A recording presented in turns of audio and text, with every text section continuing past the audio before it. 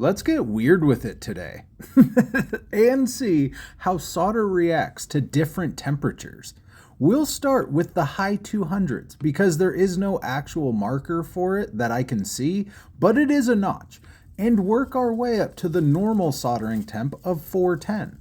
This is also in real time, so you can better see how the solder reacts, how fast I move the iron, and most importantly, how quickly the solder cools after the iron has passed. High 200s suck. There's pokies galore, the solder cools way too quickly, and if there is too much solder on the line, it takes a second for the iron to work its way through it.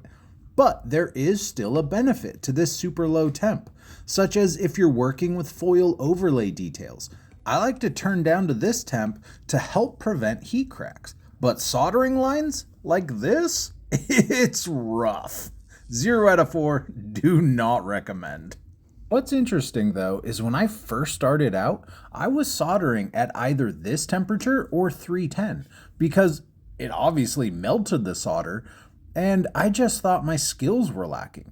It wasn't until I received encouraging comments in my videos to turn up my heat to 360 or 410 that I made the change.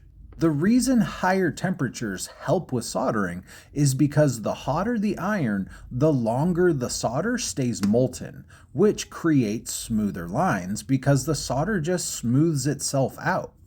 If the solder cools too quickly, it'll capture every tiny, uncontrollable shake in your hand.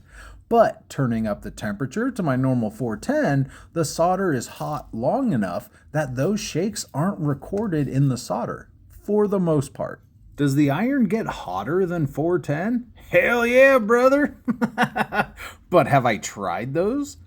Nah, I am way too much of a wuss. Obviously, with higher temperatures, you run the risk of heat cracks, the solder melting through the bottom, burning your foil, and our pets' heads would be falling off? Dumb and Dumber, what's up? Hey Grizzly, how hot is too hot? Great question.